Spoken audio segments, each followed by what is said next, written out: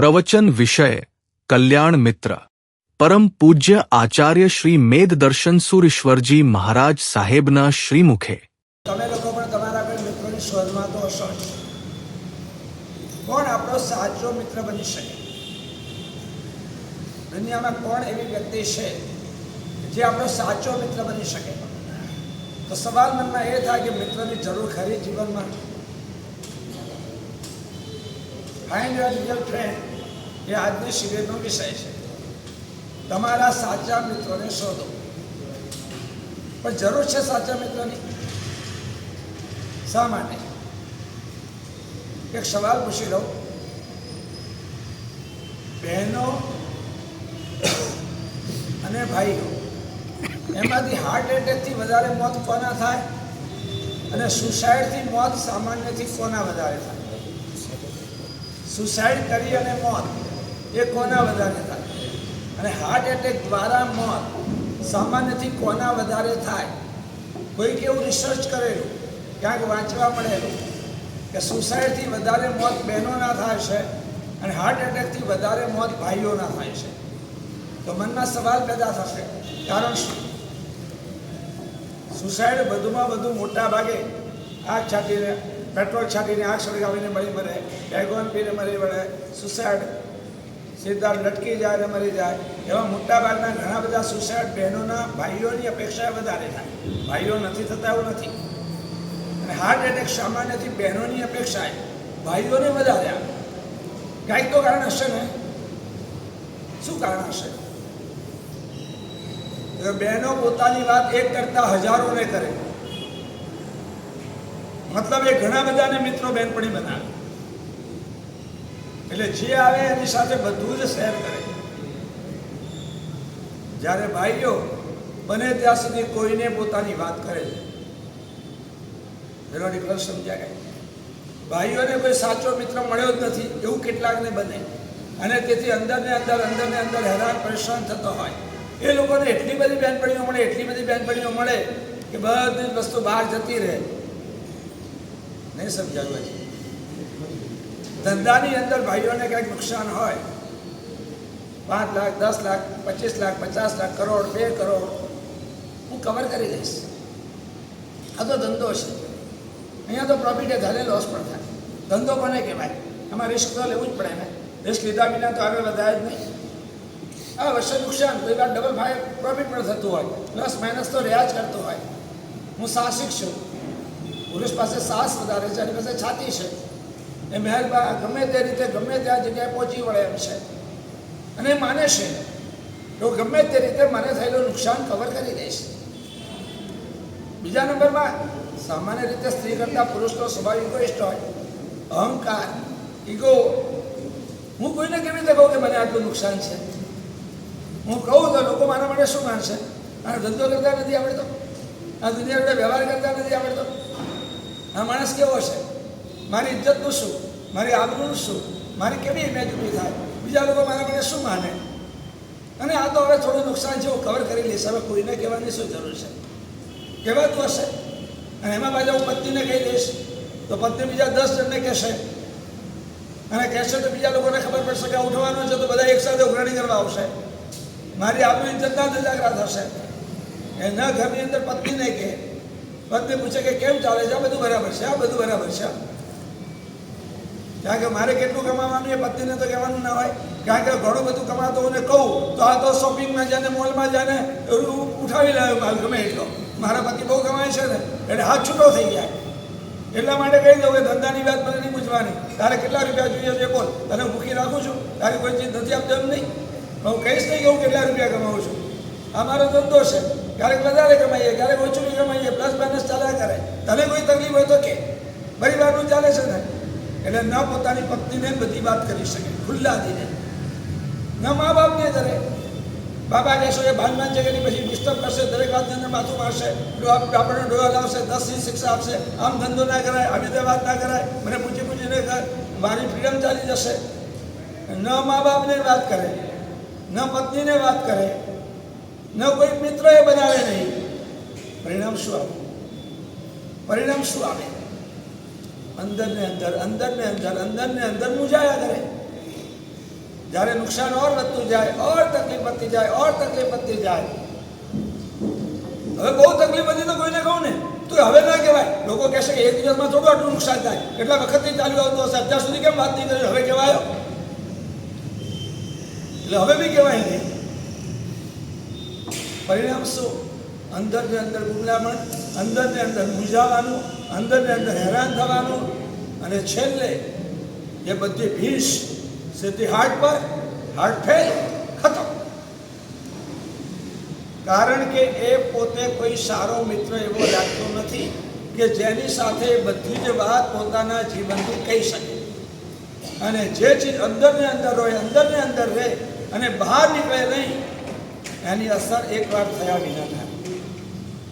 એટલા માટે દરેકે દરેક પુરુષને ઓછામાં ઓછો એક સરસ મજાનો કલ્યાણ મિત્ર હોવો જ જોઈએ. આજે ફ્રેન્ડશિપ ડે છે.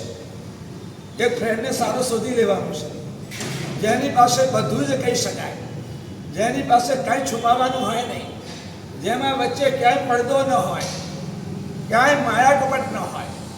પણ એ મિત્ર ગમે તેવો ના શોધાય, નહીં તો આપણો જજાગરો કરી દે, દુનિયાની ભરની અંદર આપણી ઇજ્જત કાઢી દે, ન કહેવા જેવી વાત કોઈને કહી દે, તો જીવન જીવવું ભારે પડી જાય. એટલા માટે મિત્ર તો જોઈએ જ, પણ તે મિત્ર યોગ્ય મિત્ર જોઈએ. મિત્ર તો જોઈએ જ, તે ગમે તેવો મિત્ર ના જોઈએ. ખરાબ મિત્ર રાખવા કરતાં તો ન મિત્ર હોય વધારે સારો. પણ શા માટે આ દુનિયામાં સારો મિત્ર ના મળી શકે? ફાઇન્ડ એ રિયલ ફ્રેન્ડ.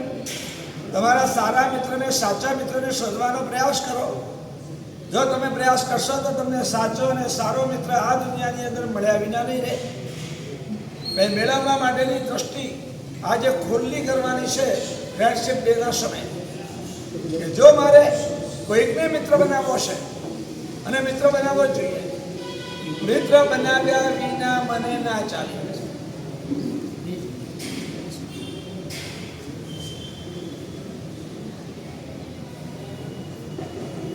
એટલે દરેક ભાઈને સૌથી પહેલી પ્રેરણા છે કે તમારા સૌના જીવનની અંદર એક શ્રેષ્ઠ કોટીનો સાચો મિત્ર હોવો જ જોઈએ, એના વિના નહીં ચાલે. તો બીજી બાજુ બહેનોને પૂછવું છે, તમારે મિત્રો ખરા? ઘણા બધા ઢગલાબંધ. અમને તો બધી વાસણ ઉભેરવા કામવાળી આવે ને કે કપડાં ધોવા આવે ને, એ અમારી ફ્રેન્ડ.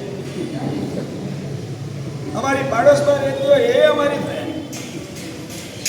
મારા દીકરાને સ્કૂલે કે ટ્યુશન મૂકવા જવું ને ત્યારે બીજાના દીકરાઓ જે આવતા હોય એની મમ્મી મળે ને, એ મારી ફ્રેન્ડ.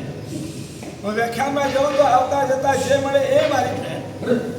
હું દેરાસરે જાઉં તો દેરાસરની અંદર પણ જે આવ્યા હોય એ મારા ફ્રેન્ડ. વ્યાખ્યાનમાં આવું તો વ્યાખ્યાનમાં ફ્રેન્ડ. અને પેલી હરિજનભાઈ રોડ ઉપર કચરો કાઢતી હોય ને, એ પણ બોલે કેમ છો સગાણી, ઓ ચંપા કેમ છે, એ બેનપણી એની. સાચી વાત છે ને? જે હોય તે બધા જ ફ્રેન્ડ. આ પણ મારી ફ્રેન્ડ, આ પણ મારી ફ્રેન્ડ, આ પણ મારી ફ્રેન્ડ, આ પણ મારી ફ્રેન્ડ. પરિણામ શું આવે? તમને એમ કહેવાનું છે કૂતરાને ફ્રેન્ડ નથી બનાવવાનો. બનાવો તો બનાવો, પણ એની પાસેથી વફાદારી શીખજો. કૂતરાને મિત્ર બનાવવા તો બનાવો, પણ એની પાસેથી વફાદારી નામનો ગુણ શીખજો. અને જો એ વફાદારી નામનો ગુણ ના કેળવી શકીએ તો પોતાની જાતને પૂછજો કે કૂતરાની કક્ષાએ પણ મારી વિચારધારા પહોંચી કે ના પહોંચી. જો વફાદારી ના હોય તો શું થાય? અને જેનામાં બી વફાદારી નથી એને મિત્રો બનાવો તો શું પરિસ્થિતિ પેદા થાય? અમારી બહેનો એક તો છે ને, આંખની અંદરથી ગમે ત્યારે આંસુ પાડી શકે. થોડું હૃદય ભરાઈ જાય અને આંસુ.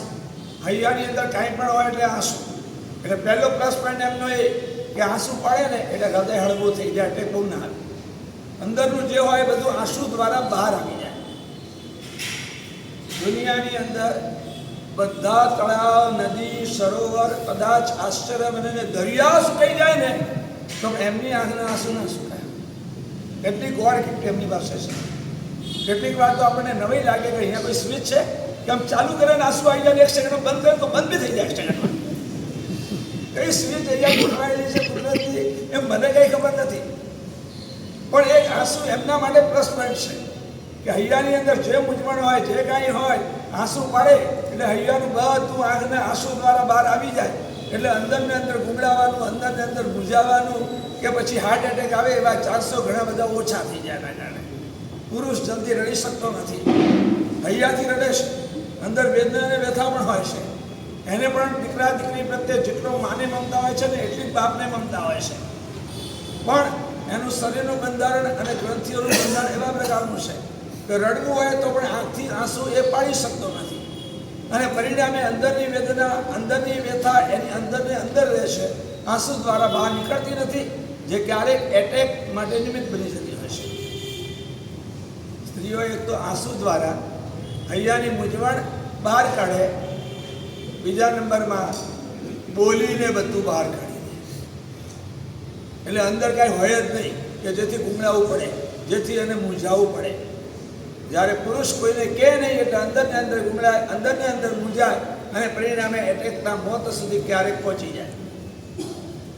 પુરુષોની તકલીફ એ છે કે સાચો એકે મિત્ર બનાવવા તૈયાર નથી, અને બહેનોની તકલીફ એ છે કે જરૂર વિનાને વધારે બેનપણીઓ બનાવી દે છે. આબી બેનપણી, આબી બેનપણી, આબી ફ્રેન્ડ, ચંપાબી ફ્રેન્ડ, કચરો કાઢનારી રોડ ઉપરની, અને ઘરે કપડાં ધોનારી મહિના પણ ફ્રેન્ડ, અને પાડોશી હોય એ બી મિત્ર. મિત્ર તો ઘણા બનાવ, વાંધો નથી, પણ આ તો એવું કે બધાને બધી જ વાત કરે. પ્રોબ્લેમ ત્યાં છે. કોને શું વાત કરાય અને કોને શું વાત ન કરાય એ વિવેક જ્યારે નથી રહેતો બહેનનો, કોણ યોગ્ય મિત્ર છે અને કોણ યોગ્ય મિત્ર નથી એનો વિવેક નથી લાવતા છે બહેનો, અને પછી ગમે તે વાત ગમે તેને બેનપણી માની અને ગમે તેની સામે રજૂ કરી દે. એટલે દુનિયામાં કહેવત આવી કે સ્ત્રીના પેટમાં વાત ના ટકી. સાંભળી છે ને કહેવત? સ્ત્રીના પેટમાં વાત ના ટકી. જોકે 100% આ કહેવત સાચી નથી. જે વાત સ્ત્રી નક્કી કરે કે આ વાત મારે ક્યારે પણ કોઈને કહેવી નથી ને, મૃત્યુના સમય સુધી પણ એ નહીં જ બોલે. 100% એટલી એની કેપેસિટી છે. એકવાર જો કોઈ વાત માટે નક્કી કરે મનમાં કે આ વાત મારે મરવા સુધી પણ કોઈને ન કહેવી ને, તો કોઈને પણ ન કહેવું બને, પણ આવું એકાદ બે વાત માટે જોયા. બાકીની 99% વાતો તો એવી જ હોય કે હજી સાંભળી નથી કે નહીં ત્યાં સુધી જપીને બેસે નહીં, અને ખાધું હોય તો પેટમાં પચે નહીં. ક્યારેક કોઈ પૂછે, હે શું આવું હતું? ના હોય, ખરેખર શું વાત કરે છે, મને તો ખબર જ નથી. હોત તો ખરી, સામે વાળું આટલું કરે એટલે જો પછી પટ ચાલુ થઈ જાય ને. તો બહેનોને મારે એમ કહેવું છે કે કોઈ એટલી બધી બહેનપણીઓ અંગત નહીં બનાવો, એટલી બધી પર્સનલ ફ્રેન્ડ નહીં બનાવો, ગમે તેની સાથે તમારી અંગત વાતો નહીં કરો. કેટલીક બહેનો તો એટલી આગળ વધી જતી હોય છે કે પોતાની પર્સનલ લાઈફની, પોતાની બેડરૂમ લાઈફની વાતો પણ પોતાની બહેનપણીને કહી દેતી હોય છે, અને એ વાત જ્યારે ક્યાંક બીજા સુધી પહોંચે છે અને એ વ્યક્તિ પાર લીક કરી દેશે, ત્યારે એને દુનિયામાં મોઢું બતાવવું મુશ્કેલ બની જાય છે. ત્યારે એના માટે એક જ વસ્તુ રહે છે, સુસાઇડ, અને પછી આપઘાત, જીવન ખલાસ. હવે દુનિયામાં મોઢું કેવી રીતે બતાડીશ? શું કરવા? બધી વાતો બધાને કરો છો, બધી વાત બધાને કરાય પણ નહીં. આપણી પાસે એટલી ગંભીરતા હોવી જ જોઈએ. એટલે આજે સૌથી પહેલી પ્રેરણા મારે તમને એ કરવી છે કે મિત્ર તો જોઈએ જ હૃદયને ખાલી કરવા માટે, મિત્ર તો જોઈએ જ હૈયાને હળવું બનાવવા માટે, મિત્ર તો જોઈએ જ પોતાની વાતને શેર કરવા માટે, મિત્ર તો જોઈએ જ અવસરે સલાહ મેળવવા માટે, મિત્ર તો જોઈએ જ આપણને પ્રોટેક્શન આપે જરૂર પડે ત્યારે એના માટે, મિત્ર તો જોઈએ જ તકલીફની અંદર આવીને ઊભો રહે. મિત્રો વિના ના રહેવાય. એટલે આજે ફ્રેન્ડશીપ ડે, ફ્રેન્ડ બનાવવાનો છે, ફ્રેન્ડ વિના નહીં રહેવાનું. પણ ભાઈઓ નથી બનાવતા, એમને એક કે બે મિત્ર શોધી લેવાના, અને બહેનો ઘણા બધાને બનાવે છે, એને મિનિમાઇઝ કરી અને એમાંથી પ્રિફર કરી અને યોગ્ય એક બે થી વધારે નહીં બનાવવાના. આ બાકીના તો ઘણા બધા મિત્રો હોય. એટલે ભાઈઓને મિત્ર નથી એમ નથી કહ્યું છે, ઘણા બધા. તમને નંબર 1 શેરી મિત્ર, શેરીમાં રમતા હતા સાથે લખોટી, ત્યાંથી શરૂ કરીને સોસાયટીમાં રમનારા એ બધા શેરી મિત્ર. પછી આગળ વધતા સ્કૂલ મિત્ર, પછી આગળ વધતા કોલેજ મિત્ર, પછી આગળ પિકનિક મિત્ર, ટૂર મિત્ર, ટ્રાવેલિંગ મિત્ર. અહીંથી અમદાવાદ જાઓ તો વાતો કરવા તો જોઈએ ને, મુંબઈ જાઓ તો મિત્રો બની જાય એમાં. એમાં મિત્રો તો ઘણા બધા છે તમારા બિઝનેસ ફ્રેન્ડ. મિત્રો તો નથી એવું મારે નથી કહેવું. એવા તો પુરુષો પાસે ઘણા બધા મિત્રો છે, બહેનો પાસે પણ છે આ બધા. પણ એવા બધા મિત્રો ખરેખર સાચા કયા તે બહુ ગંભીરતાથી વિચારવા જેવી ચીજ છે.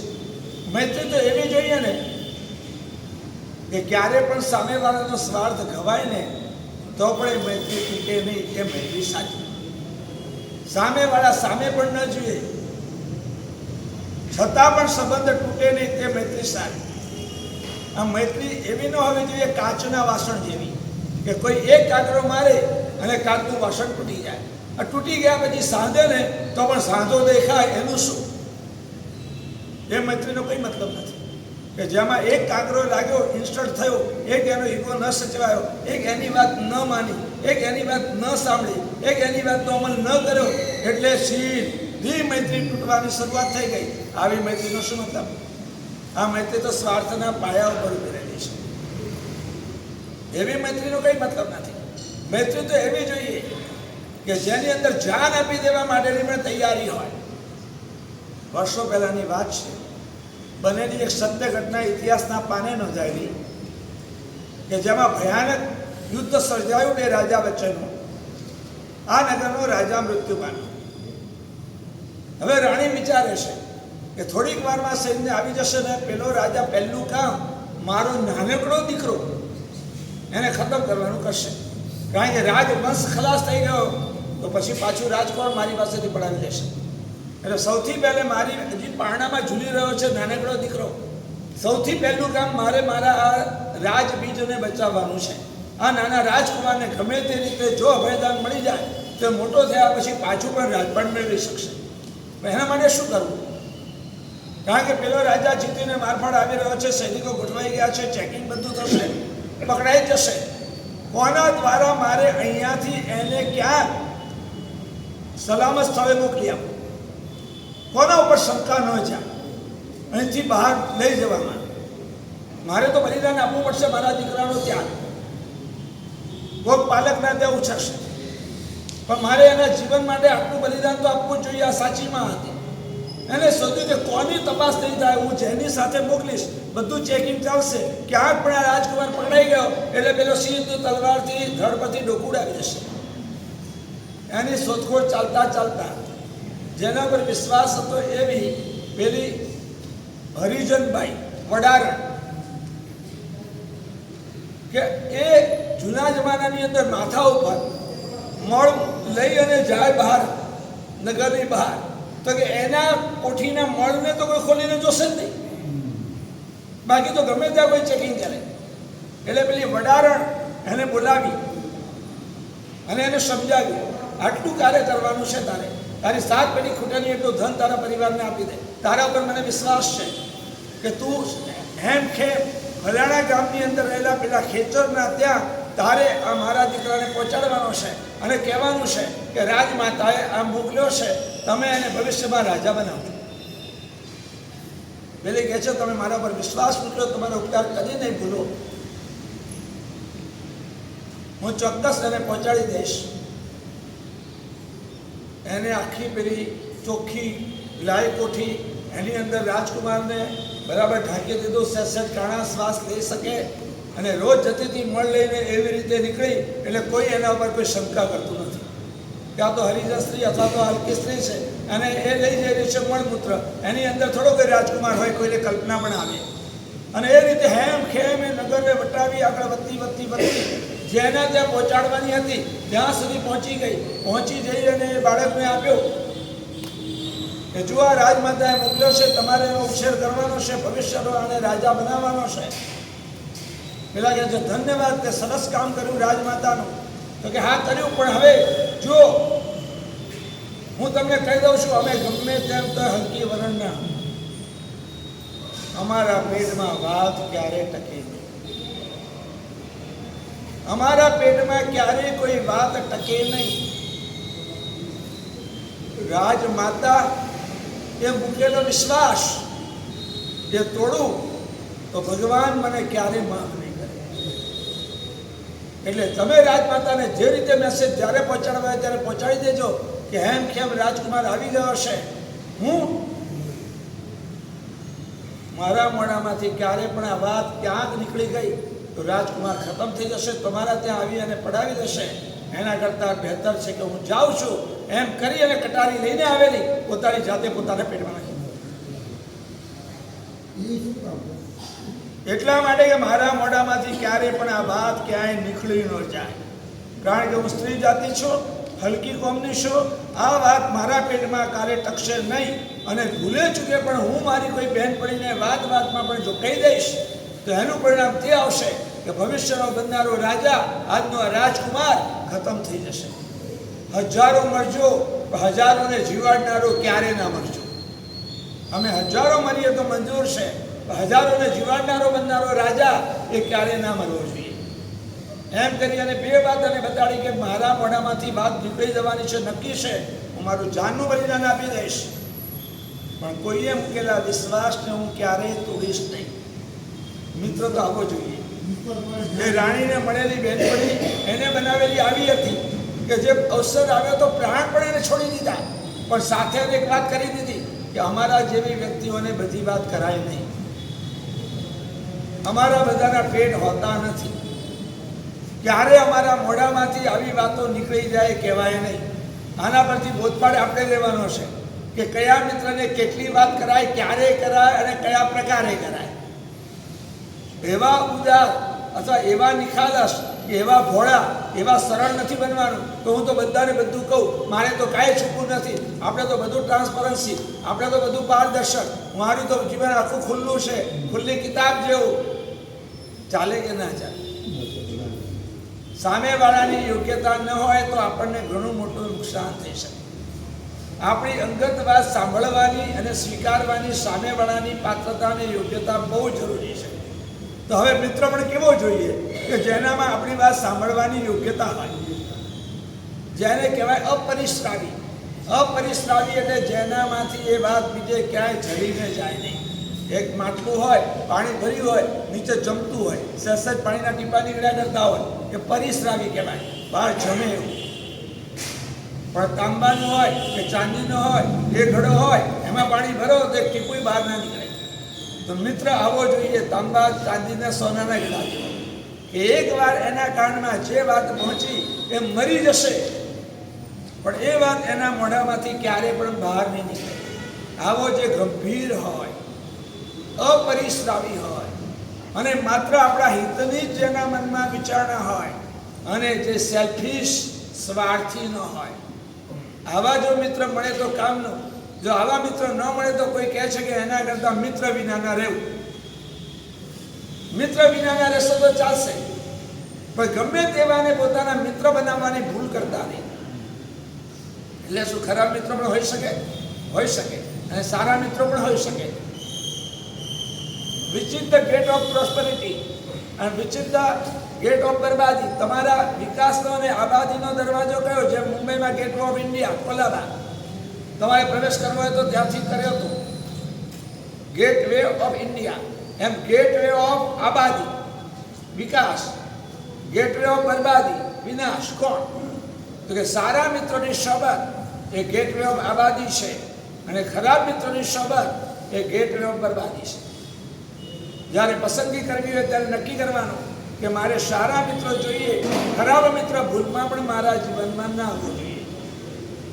કોઈ કે કહ્યું છે, please show me your friends and I will tell you what you are.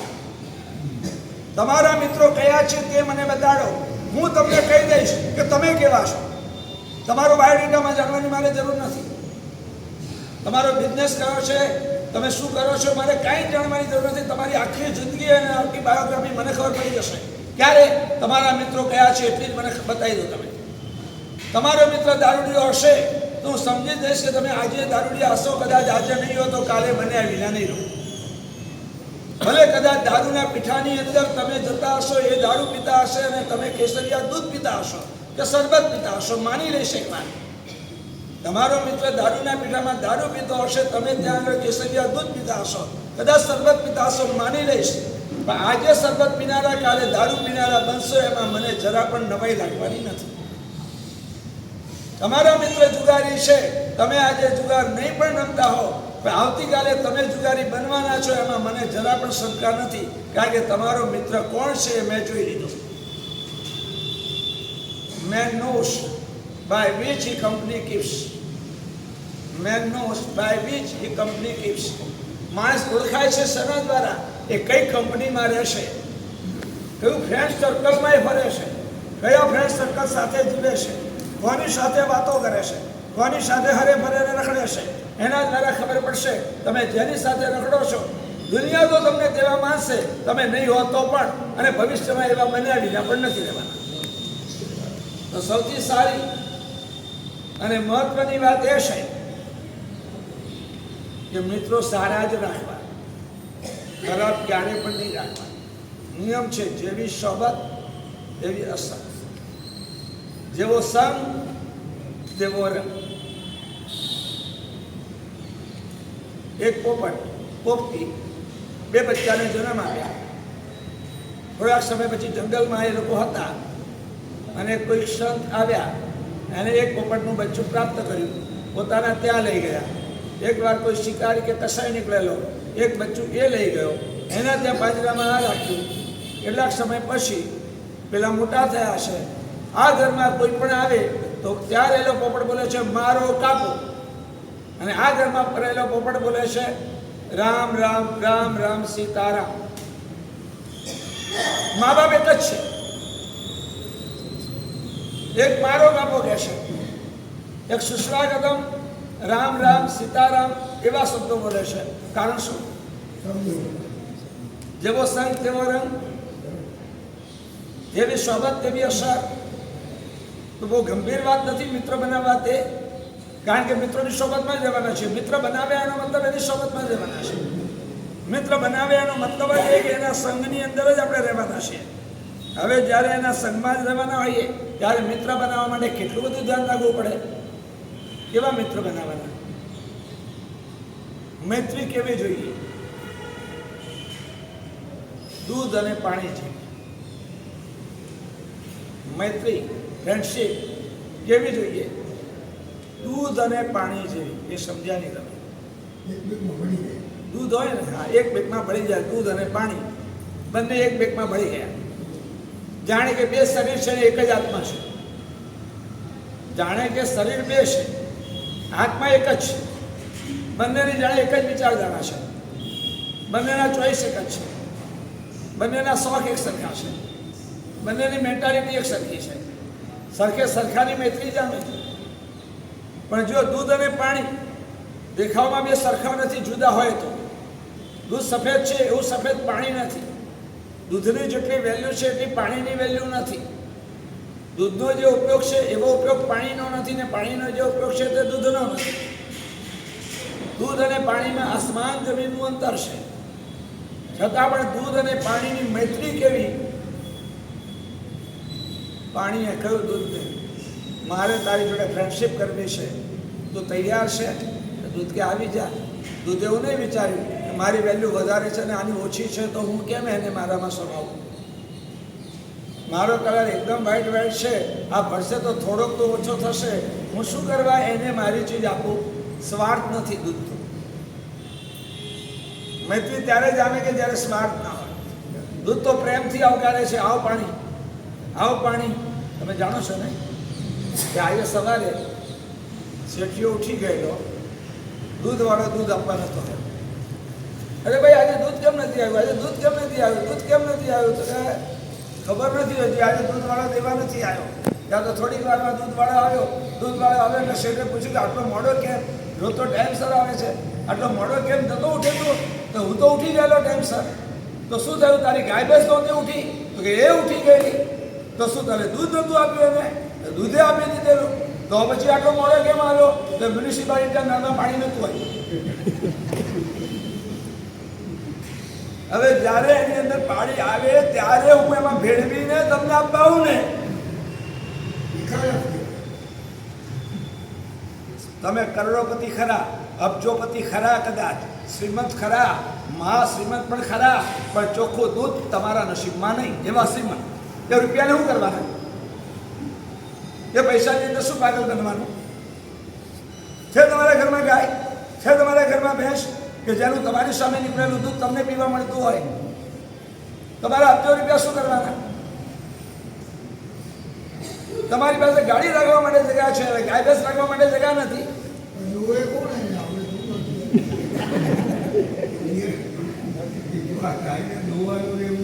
10 ગાડી માટે 10 ડ્રાઈવર જોઈએ અને 10 ગાડીને સાફ કરનારા 10 માણસ જોઈએ, પણ 10 ગાય માટે ખાલી એક જ ગોવાળ ચાલે. નહીં સમજ્યા? 10 ગાડીને રાખવા માટે 10 ગેરેજ જોઈએ, 10 પાર્કિંગ જોઈએ, પણ 10 ગાયને રાખવા માટે એક પાર્કિંગ જેટલી જગ્યા ગોવાળ ચાલે. નહીં સમજાયું? એક ગાય બીજી ગાયને આપે, પણ એક ગાડી બીજી ગાડીને ના આપે. એક ગાડીને છોકરાઓ સાફ સુફી કરવા ને ઝાપટ ઝૂપટ કરવા જાય ને એટલે એમાં કઠોરતા પેદા થાય. એ મોટા થઈને મા બાપને પણ લાફો મારે કે ઇન્જેક્શન મોતનું આપે તો દવાઈ ના લાગે. અને ઘરમાં ગાય અને ભેંસને નાના નાના છોકરાઓ પ્રેમથી રમાડે અને એને વાછરડું હોય તો ખવડાવે, અને ઠંડી લાગતી હોય તો એને ઓઢાડે ગાય, અને ગરમી લાગતી હોય તો પવન નાખે અને ઘાસ નાખે ને તેમાં કોમળતા પેદા થાય. એ મા બાપને ક્યારેય ઘડાઘરમાં ના મૂકે ને મહિના મહિનાના વારા ના વાંધે. સમજણ પડી? ગાય એમાં શું ફરક? ગાયને ઘાસ આપો ફેંકી દેવા જેવું, અને સરસ મજાનું દૂધ આપે, અને પેલાને મોંઘા ભાવનું પેટ્રોલ આપો તો ધુમાડો અને પોલ્યુશન ઊભું કરે.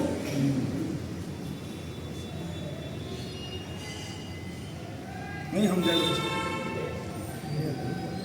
ત્યાં સુધી આ જળનો રાગ જે જીવનો પ્રેમ ખતમ કરી નાખે, જીવ પ્રત્યેનો પ્રેમ, જીવ પ્રત્યેની લાગણી, જીવ પ્રત્યેનો વાત્સલ્ય જે ખતમ કરી નાખે, એવો આ તમારો જળ પ્રત્યેનો પ્રેમ હશે.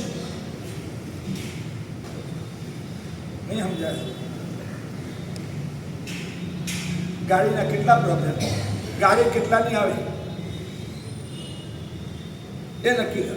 એના માટે પાર્કિંગની જગ્યાનું વિચારો. ગાય હોય ને, ભેંસ હોય ને, એ તમારા ઘર સુધી આવે, ગાડી નહીં આવે. હોય ને ગામમાં પેલેસ જવું પડશે, લાલવાડી જવું પડશે, લીલી વાડી છોડી દે.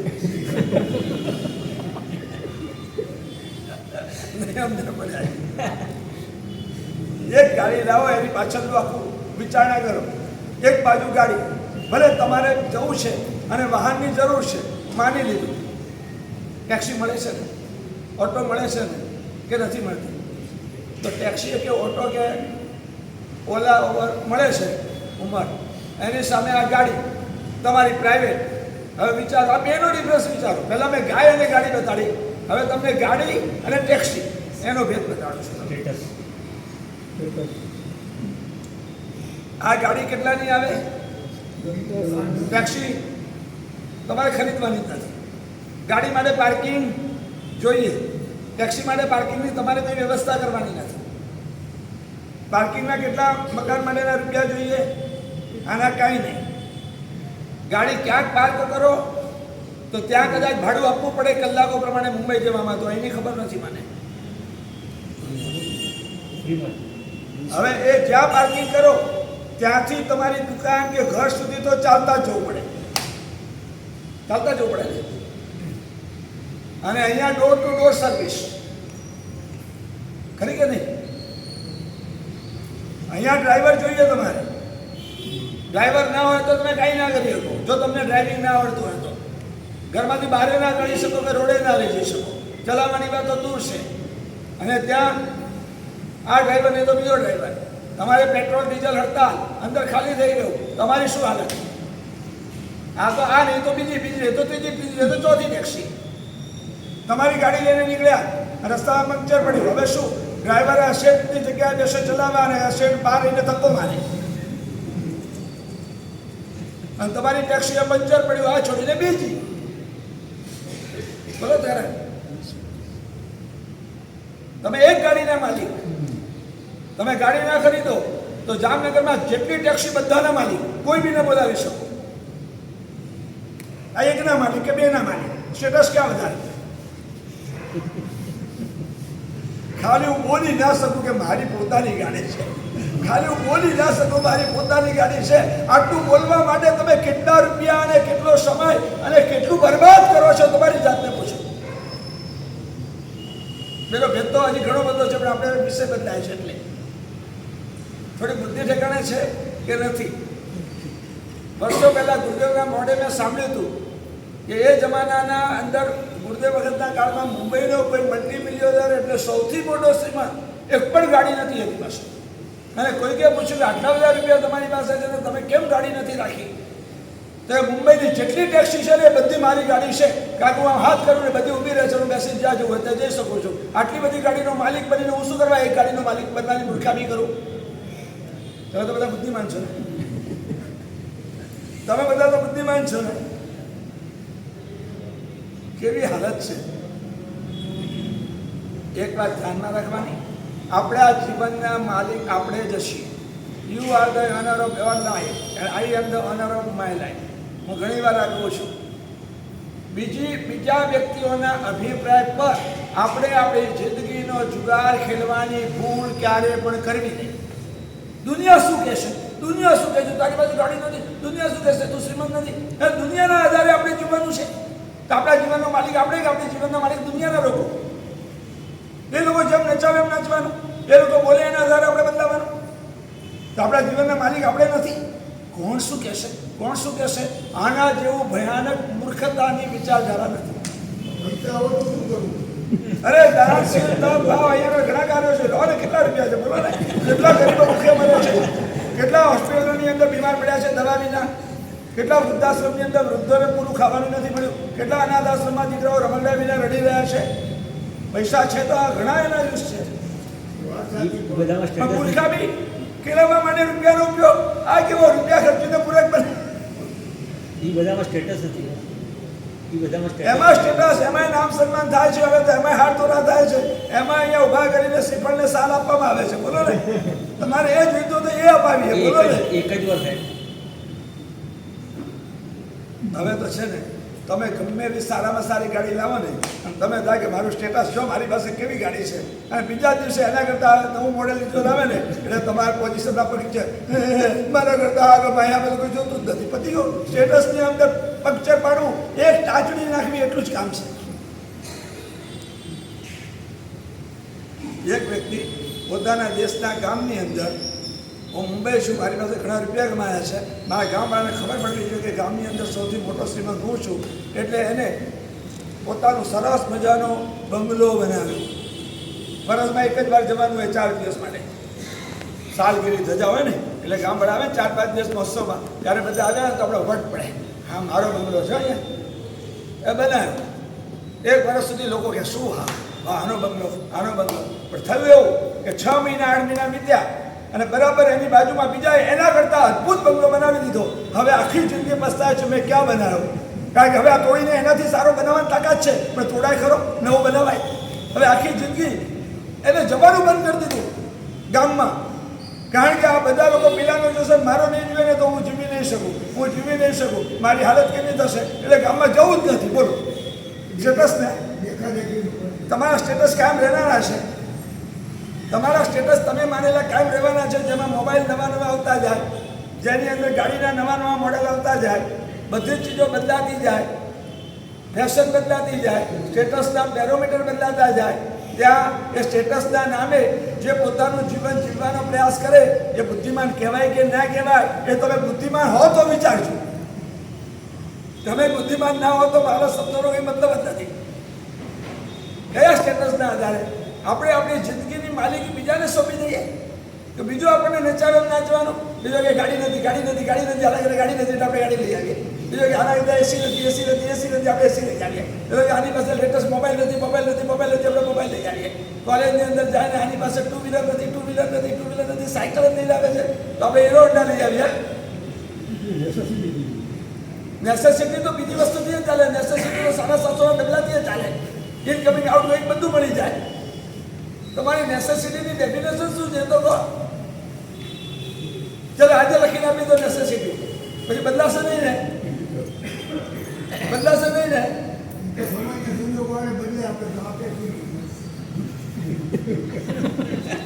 મેરી બિલ્લી મુझको में તકલીફ એ છે ને કે આપણે શાસ્ત્રોનો પણ શસ્ત્ર તરીકે ઉપયોગ કરતા હોઈએ છીએ. આપણી તકલીફ એ છે કે આપણે શાસ્ત્રોનો ઉપયોગ પણ ઘણીવાર શસ્ત્ર તરીકે કરતા હોઈએ છીએ. પોતાની જાતને જરા તપાસતા જાઓ. મૂળ વિષય આપણો એ છે કે બીજાના આધારે આપણે ક્યારે પણ આપણી જિંદગી જીવવાનો પ્રયાસ ના કરાય. દુનિયાના અભિપ્રાય કાયમ એક રહેતા નથી. એટલે દુનિયા આપણને સારા કહે એટલે આપણે સારા છીએ એવું પણ નહીં, અને દુનિયા આપણને કદાચ ખરાબ કહે તો આપણે ખરાબ છે એવું પણ માનવાનું નહીં. અહીં આગળ પેલો દૂધ એટલા માટે મોડો આપવા આવ્યો છે કે મ્યુનિસિપાલિટીનો નળ મોડો આવ્યો, પાણી મોડું આવ્યું. નળ તો હતો, કપડાં થોડા નાના થાય, તું મોટો થઈ. પેલો કે આ રસ્તો ક્યાં જાય છે? અમદાવાદ. અરે રસ્તો નથી જતો, એના પર ચાલનારો જાય છે. રસ્તો તો ત્યાં જ વ્યવહારનો છે. બાઇક વ્યવહાર ભાષા છે કે વ્યવહારની અંદર આમ જ બોલાય કે આ રસ્તો ક્યાં જાય છે, અને વ્યવહારમાં એમ જ બોલાય કે કપડાં ટૂંકા થઈ ગયા. અને વ્યવહારમાં એમ જ કહેવાય કે નળ નથી આવ્યો. નળ તો હતો જ, પાણી નહોતું. આ વ્યવહાર ભાષા આપણે વ્યવહાર તરીકે આપણને માન્ય છે. પાણી કહે છે દૂધને, તું મારો મિત્ર બનીશ? દૂધ કહે છે ચોક્કસ. મને જો તારી સેવાનો લાભ મળતો હોય તો હું લેવા તૈયાર છું. ઉચ્ચ નીચના ભેદ નથી જતો. હું શ્રીમંત છું ને તું ગરીબ છું એવું નથી જતો. કારણ કે મારા લીટરનો ભાવ અને તારા લીટરના ભાવમાં ઘણો ફરક છે. મારા રૂપ સૌંદર્ય અને તારા રૂપ સૌંદર્યમાં આસમાન જમીનનું અંતર છે. મારું કાર્ય અને તારા કાર્યમાં ઘણો ફરક છે. મૈત્રી કોનું નામ? કે જેની અંદર પોતે છોડવાની તૈયારી હોય. મૈત્રી એનું નામ નહીં કે જેમાં પોતાનો સ્વાર્થ સાચવવાની વાત હોય, જેમાં સ્વાર્થનું વિલેપન હોય, જેમાં સેક્રિફાઈસ કરવાની વૃત્તિ હોય, ત્યારે મૈત્રી સાચી હોય. એટલે પેલો દૂત કહે છે ચોક્કસ, જો હું તને કંઈ મદદરૂપ બની શકતો હોઉં, તારે અંદર સહાય કરવાની અંદર મને કોઈ લાભ થતો હોય તો ચોક્કસ હું તારી સાથે મૈત્રી કરવા તૈયાર છું. તો પાણી પણ કહે છે કે મારો કોઈ સ્વાર્થ નથી હોય, કે મારે તારી જોડે ભાવ વધારી દેવો છે, કે મારે તારો સફેદ કલર જોઈએ છે, એવું નથી. હું તો માત્ર નિર્દોષ મૈત્રી કરવા આવ્યો છું, જેની અંદર બાકીની કોઈ ચીજ વચ્ચે પિક્ચરમાં ના આવી જોઈએ કે રૂપ વધારે છે કે રૂપ ઓછું છે, પૈસા વધારે છે કે પૈસા ઓછા છે. આ બધું ક્યાંય કેન્દ્રમાં ના આવવું જોઈએ. આપણે તો માત્ર એકબીજાની લાગણી, એકબીજાના હિતની વિચારણા અને એકબીજા માટે બલિદાન આપવાની તૈયારી, તો જ આપણી સાચી મૈત્રી થાય, બાકી નહીં. તૈયાર છે પાણી કે હું તૈયાર, દૂધ કે હું તૈયાર. અને દૂધમાં પાણી આવી ગયું, દૂધે એને પ્રેમથી સ્વીકારી લીધું, એકબીજાને ભેટી પડ્યા, એકબીજામાં મિક્સ થઈ ગયા. માનવથી પરખાતું પણ નથી કે આમાં દૂધ કહ્યું ને પાણી કહ્યું. દૂધે શું સેક્રિફાઈસ કર્યું? પાણીને પોતાનું રૂપ આપી દીધું, પાણીને પોતાની વેલ્યુ આપી દીધી. હવે જે ભાવથી દૂધ વેચાય એ ભાવથી જ અંદર રહેલું પાણી વેચાય. 1 લીટરનો ભાવ રહે ને પાણીવાળા દૂધનો પણ કંઈ બદલાય નહીં. એટલે પાણીને વધારે ભાવ મળ્યો, દૂધનું રૂપ પણ પાણીને મળ્યું, વાઇટ થઈ ગયો. આ દૂધે કર્યું સેક્રિફાઈસ. મૈત્રી કેવી હોય? એકબીજા માટે કેવું સેક્રિફાઈસ આપે ત્યારે એ સાચો મિત્ર બન્યો કહેવાય. જો એકબીજા માટે સેક્રિફાઈસ આપવાની તૈયારી ન હોય અને માત્ર પોતાનો સ્વાર્થ સાચવવાની વાત હોય તો એ ક્યારે પણ સાચી મૈત્રી ન હોઈ શકે. કોઈ શ્રાવિકા, કોઈ બહેન પોતાના ઘરે લઈ આવ્યા, હવે એને ગરમ કરવા માટે. હવે દૂધ ગેસ પર મૂક્યું છે, દૂધ ગરમ થઈ રહ્યું છે. દૂધ જ્યારે ગરમ થાય ત્યારે પહેલું કોણ બળે? અંદર રહેલું પાણી કે અંદર રહેલું દૂધ? જો આ મૈત્રી છે. પાણી કહે છે કે દૂધે મારા માટે કેટલું સેક્રિફાઈસ કર્યું, એને પોતાની વેલ્યુ મને આપી, પોતાના જેટલું માન સન્માન મને આપ્યું, પોતાનું નામ આપી દીધું, દૂધ પોતાનું રૂપ આપી દીધું. મારી ફરજ છે જ્યાં સુધી હું જીવતો હોઈશ ત્યાં સુધી દૂધને હું આંચ પર નહીં આવે. હું બળીશ, હું ખતમ થઈ જઈશ, પણ દૂધના એક ટીપાને બળવા નહીં દઉં, દૂધના એક ટીપાને ખતમ થવા નહીં દઉં. આ મૈત્રી છે. પોતાની જાતનું બલિદાન આપીને પણ મિત્રને બચાવવા સુધી જે કરવું પડે એ કરવાની તૈયારી, આ સાચી મૈત્રી. અને પાણી બળવા માંડે, પાણી બળવા માંડે. એમ કરતાં કરતાં જેટલો પાણીનો ભાગ છે એ બધો જ્યારે પડે ને એટલે શું થાય છે? દૂધનો ઉભરો જોયું છે ને? હવે તમે ગેસ બંધ કરી દો છો, પહેલા ગેસ બંધ નતા કરતા. હવે દૂધનો તો ઉભરો આવો કારણ કે પેલો દૂધ શોધવા માંડ્યો, મારું મિત્ર ક્યાં ગયું, મારું મિત્ર હમણાં હતું ને ક્યાં ગયું, મારો મિત્ર ક્યાં ખોવાઈ ગયો, મારા મિત્રની તપાસ તો કરો, મારો મિત્ર ક્યાં છે. અને પાણી બિલકુલ ના દેખાયું. એને ખબર પડી ગઈ કે આ તો બધું પડી ગયું, મારા કારણે એને જીવન આપી દીધું, તો મારાથી ન જીવાય. જેને મારા માટે જીવન આપી દીધું એના વિના હું કેવી રીતે જીવી શકું. એટલે ઉછળી ઉછળીને ગેસમાં બળવા માટે જાય છે. ઉભરો જોયું છે, ઉછળી ઉછળીને જાય. પહેલાના સમયના લોકોને ખબર છે કે જ્યારે દૂધમાં ઉભરો આવે ત્યારે ગેસ બંધ ના કરે. ત્યારે શું કરે, કારણ કે પહેલાં ગેસ નહોતો, પ્રાઇમસ હતો, સગડી હતી, સ્ટવ હતા, એમ થોડા બંધ થઈ જાય કાંઈ, સગડીના કોલસા થોડા નીકળી જાય. એટલે થોડુંક પાણી લઈ અને એમાં નાખી એટલે ઉભરો બેસી જાય. જૂના જમાનાને પૂછો બધાને. શું કરે, પાણી લઈ અને દૂધમાં નાખી એટલે સીધો ઉભરો પાછો બેસી. એ મારો મિત્ર, આ મારો મિત્ર મળી ગયો, હવે મારો મિત્ર મળી ગયો, મારે હવે ઉછળવાની જરૂર નથી. પ્રેમથી બેઠી પડ્યો, ઉભરો શાંત થઈ. સમજાયું કાંઈ? કેવી મૈત્રી જોઈએ? દૂધ અને પાણી જેવી. રિયલ ફ્રેન્ડ શોધવો હોય તો આવો શોધો. કાં તો આવા દૂધ જેવો હોય, કાં તો આવા પાણી જેવો હોય. પણ જેમાં દૂધના કે પાણીના જે બતાડે આવ્યા એકે ગુણ ના હોય અને માત્ર સ્વાર્થથી સંબંધ બાંધનારો વ્યક્તિ હોય, એની સાથે મૈત્રી કેળવવાની ભૂલ કરવા જેવી નથી. એની સાથે અણમનાવ નથી કરવાનો, અબોલા નથી લેવાના. આપણા ત્યાં તો ખામી નિસ્સંદેહ જીવે છે, આપણા ત્યાં તો શિવમસ્તુ સર્વ જગત હશે. આપણે તો કોઈના પ્રત્યે દ્વેષ, દુર્ભાવ, અણગમો, અરુચિ, આક્રમણ કરવાની નથી. આપણે તો બધાની સાથે મૈત્રી ભાવથી ભાવિત બનવાનું છે. એની સાથેના સંબંધ કેવા હોય? કામ પૂરતા, હેલો, બાય. એનું ખરાબ થાય એવું ક્યારે ના વિચારાય, એનું સારું થાય એવી ભાવના કરાય. પણ એની સાથે બધી વાતો શેર ના કરાય, એને પોતાની બધી વાતો કહેવાય નહીં. કેવી મૈત્રી કરવાની? એક મેં એક્ઝામ્પલ આપ્યું, દૂધ અને પાણી જેવી. એક બીજું એક્ઝામ્પલ આપ્યું, દુનિયાના દાખલાનું. તમારા ત્યાં બનતી ચીજો, વ્યક્તિ નથી આમાં વસ્તુઓની વાત કરી રહ્યો છો. દૂધ અને પાણી વસ્તુ. ચોખા, ચોખાથી વધાવો ને, ચોખાથી સાચીઓ કરો. ચોખાને અક્ષત કહેવાય. ચોખાની વિશિષ્ટ વેલ્યુ છે. જેને પણ ચાલો કરો એને પણ ચોખા લગાડો. ચોખા સૌથી સારી ચીજ મનાય છે. અક્ષર પૂજા કરો છો, કારણ કે આ ચોખા વાવેલા ઉગતા નથી, એમ ફરીથી સંસારમાં ઉગવું નથી. એવા ભાવથી ચોખાથી જ આપણે બધી સાથિયા વગેરે કરીએ છીએ. મગ, ચોળા, તુવેર, અડદથી નહીં. ચોખાની બધે વિશેષતા છે. હવે આ ચોખાએ મૈત્રી કરવી છે, કોની કરાય? Friendship day, find a real friend. ચોખાએ પોતાનો સાચો મિત્ર શોધવો છે, તો ચોખાએ સાચા મિત્ર તરીકે કોને શોધાય? એને બે બહેનપણી દેખાય છે. એક બાજુ કંકુબેન દેખાયા, એક બાજુ મગની દાળ દેખાય.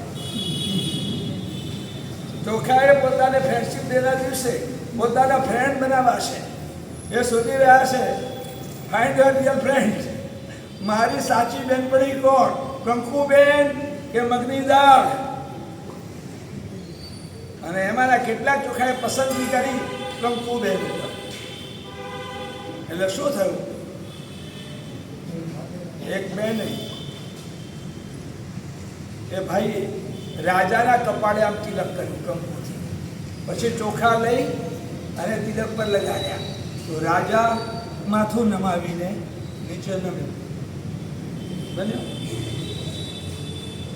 રાજાએ પેલા બેનને કપાળે તિલક કર્યું, એને મેં ચોખા લગાવ્યા. પછી રાજા પણ નીચે નમ્યો. રાજા એ ભાઈ કે બેનને જ નમ્યો કે ચોખાને પણ નમ્યો ભેગો? ચોખાએ કંકુબેનને ફ્રેન્ડ બનાવ્યા ને, તો રાજાને પણ નમન કરવાની ફરજ પડી. નહીં સમજાય? રાજા પણ નમ્યો, ચોખાને પણ નમ્યો ભેગા. પણ એક ચોખાએ થોડાએ ભૂલ કરી નાખી. એને કંકુબેનની ફ્રેન્ડશિપ કરવાનું ભૂલી ગયો અને એને મગની દાળની ફ્રેન્ડશિપ કરી તો ખીચડી બની ગઈ. એટલે કોઈ કવિએ સરસ મજાનું આના પરનું કાવ્ય બનાવ્યું છે. નામ ચોખ્ખો, રંગ ચોખ્ખો, ઉજ્જવલ એનું રૂપ. નામ ચોખ્ખું, ચોખા, રૂપ પણ ચોખ્ખું, ઉજ્જવલ એનું રૂપ, સફેદ સફેદ એનું સુંદર શરીર. કંકુ સાથે મેળ કરીને કઈ કે નમાવ્યા ભૂપ. ભૂપ એટલે રાજા. કંકુની સાથે મેળ કરીને કેટલાય રાજાઓને નમાવી દીધા, પણ મગની સાથે મેળ કરીને ચોખ્ખો થયો બદનામ. બદનામ. મગની સાથે મેળ કરીને ચોખ્ખો થયો બદનામ. નામ ખોયું, રૂપ ખોયું, લોકે પાડ્યું ખીચડી નામ. એનું નામ હતું અક્ષર, એનું નામ હતું ચોખ્ખો, ગયું. એનું રૂપ હતું ભાઈ, ગયું. હતો પુરુષ, સ્ત્રી બનવું પડ્યું. લોકોએ ખીચડી નામ પાડ્યું. માંદા હોય ને ત્યારે જ ખાવા આપે. શું હાલત થઈ ગઈ ચોખાની! કઈ એને ભૂલ કરી દીધી. એને ફ્રેન્ડશિપ કરવાની હતી કંકુબેનની, અને ફ્રેન્ડશિપ કરી દીધી મગની દાળની. એક નાનકડી કરી દીધેલી ભૂલ, એનું પરિણામ શું? ક્યાં રાજાઓને નમાવે અને ક્યાં પુરુષ પડીને સ્ત્રી બનવું પડે, પોતાનું રૂપ અને રંગ અને બધું જ ગુમાવવું પડે. તમે શું કરશો? કોની મૈત્રી કરશો? એ સમજણ પડી. ફ્રેન્ડશિપ ડે છે, ફ્રેન્ડ બનાવજો, જરા પણ ના નથી. પણ મિત્ર બનાવતા પહેલા 25 વાર 50 વાર 100 વાર ગંભીરતાથી વિચારી લેવાનું કે મારે મૈત્રી કોની સાથે કેળવવાની છે. જો ભૂલે ચૂકે પણ હું ગમે તે વ્યક્તિ સાથેની મૈત્રી કરી દઈશ તો કેટલું ભયાનક નુકસાન મારા જીવનની અંદર આવી શકે. એટલે આપણે ત્યાં કહ્યું છે કે કુસંગ નહીં કરવાનો, સત્સંગ કરવાનો. કેવા મિત્ર જોઈએ? ભૌતિકતાની દ્રષ્ટિએ, સંસારની દ્રષ્ટિએ વિચારીએ તો દુઃખની અંદર આવીને ઉભો રહે અને સુખની અંદર મોઢું પણ ન દેખાડે તેવો મિત્ર જોઈએ. આપણે સુખી હોઈએ ત્યારે ક્યાંય દેખાય નહીં. આપણે આ સુખના પ્રસંગોમાં પણ ન આવે કદાચ, પણ તકલીફ આવે ત્યારે અડધી રાત્રે આવીને ઉભો રહે. એને કોઈએ કહેવું પણ ના પડે કે મને આ તકલીફ પડી છે, અને આવીને ઉભો રહે. આ સાંસારિક દ્રષ્ટિએ. થોડીક ધાર્મિક આત્મિક રીતે વિચારીએ તો જ્યારે મારા જીવનની અંદર કોઈ પણ ભૂલ કરતો હોઉં, કોઈ પાપ કરતો હોઉં, કોઈ દોષોનું સેવન કરતો હોઉં, કોઈ ખોટા રસ્તે ચાલ્યો જાઉં, ત્યારે જે આવી અને મને સાચા રસ્તે લઈ આવે તે મારો સાચો મિત્ર. મારું જીવન સુંદર ધર્મમય છે, આરાધનામય છે, ત્યારે ભલે મને ન દેખાય. મારા જીવનમાં ક્યાંય પણ ધર્મની બાબતમાં, ગુણોની બાબતમાં, પાપોની બાબત આમ તેમ આવી, તરત એ વ્યક્તિ આવી અને મને યોગ્ય માર્ગદર્શન આપી દે, એ મારો સાચો મિત્ર. એ કડવું કે તો પણ મને ગમે. એ અડધી રાત્રે આવીને પણ મને ઠોકી દે તો ચાલે. એ ગમે ત્યારે આવીને મારો કાન મટી દે, પકડી દે તો પણ ચાલે. મને એવો મિત્ર જોઈએ, ખોટા રસ્તે જતા મને અટકાવે. રાખ્યા છે આવા મિત્રો? રાખ્યા છે આવા મિત્રો? ભરત ચક્રવર્તી, તમને ખબર છે, પરમાત્મા ઋષભદેવ ભગવાન પાસે 98 ભાઈઓએ દીક્ષા લઈ લીધી. 99 બાહુબલી અને ભરતનું બેનું 99 સોમાનું યુદ્ધ થયું, તમે જાણો છો. અને બાહુબલી કૌશિક જળમાં ઉભા રહી ગયા, એ સાધુ બની ગયા. થોડોક સમય વીત્યો. પરમાત્મા પોતાના 99 દીકરાઓએ દીક્ષા લઈ લીધી છે, બધા સાથે અથવા તો 98 એ સાધુઓ સાથે અયોધ્યા વિનિતા નગરીમાં સમોસર્યા. ભરત ચક્રવર્તી ત્યાં પહોંચ્યા. એમને પોતાના 98 ભાઈઓને સંયમ વેશમાં જોયા. એના મનમાં થયું કે આ બધાને ધન્ય છે કે સંયમ લઈ લીધું, હું બીજું તો શું કરી શકું, મારે એમની ભક્તિ કરવી છે. એટલે 500 ગાડા ભરાવી અને સુંદર મજાની સામગ્રીઓ ભરાવવા માટે ત્યાં મંડ્યા. બધા મહાત્માઓનો મને ગોત્રીનો સરસ મજાનો લાભ મળે. પરમાત્માએ કહ્યું કે આ દાવ નહીં લઈ શકાય. સામેથી લાવેલું છે એ તો છે જ, અમારા માટે બનાવેલું છે એ પણ દોષ છે.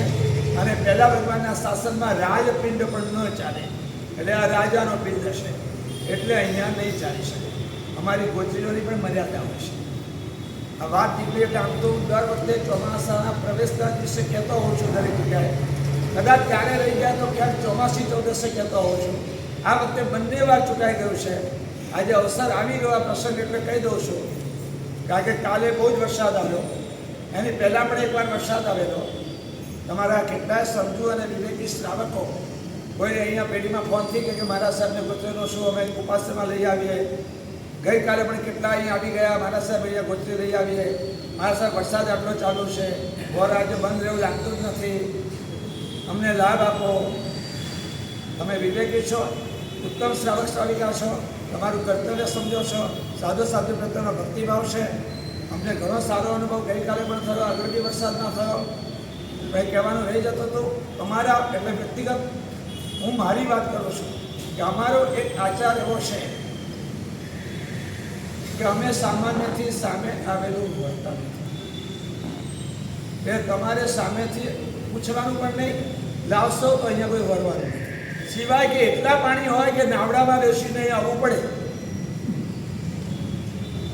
ત્યારે તમારે આવવાનું. સમજી ગયા?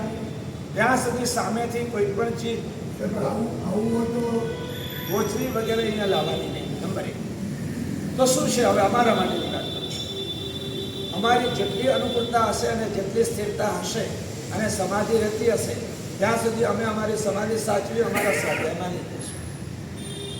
જ્યારે અમને એમ લાગશે કે અમારી સમાધિ નથી, કારણ કે દરેકનું શરીર સારખું ના હોય, દરેકના શારીરિક બીમારી વગેરે કોઈને કંઈ હોય, કોઈને કોઈ વસ્તુની આવશ્યકતા પણ હોય, જાત જાતની પરિસ્થિતિ હોઈ શકે.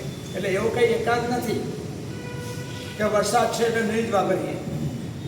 પણ એવા કોઈ સંયોગ આવે ને, અમને ઘણા 2-4 જોડે ઉભી ગઈ ગયેલા, મારા સાહેબ અમે તો અમારા ઘરે તો મારા સાહેબ વરબાદ નથી આવ્યા, તો એક જ વાર આવ્યા છે. મારા સાહેબ અમારા ઘરે કેમ નથી આવતા? અમે અહીંયા નજીકમાં તો એટલા માટે રહ્યા છીએ કે મારા સાહેબનો 3 વાર લાભ મળશે, રોજ મળશે.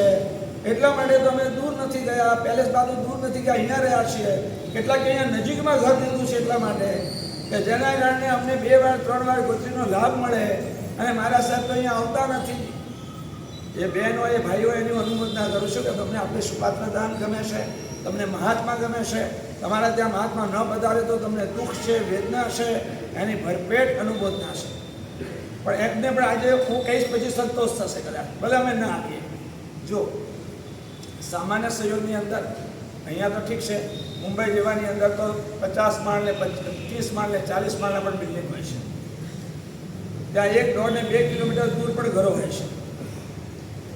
અમારી એક પુણ્ય છે, ગુરુદેવની કૃપા છે કે બધા યુવાન સાધુઓ છે સાથે રહેલા બધા.